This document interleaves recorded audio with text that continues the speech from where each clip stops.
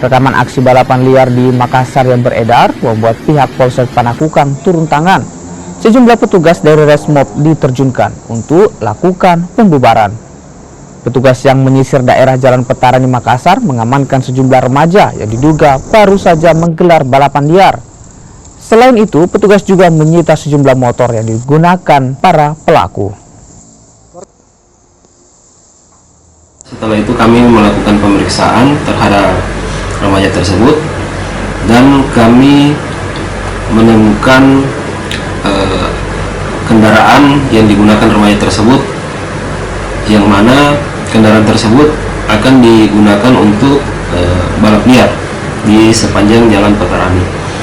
Daripada itu kami dari Resmob Panakukang mengamankan kendaraan tersebut dan beberapa remaja yang kami setelah melakukan pemeriksaan itu kami suruh kembali ke rumah masing-masing, di mana setelah itu kami langsung mengamankan kedua kendaraan tersebut untuk diproses lebih lanjut.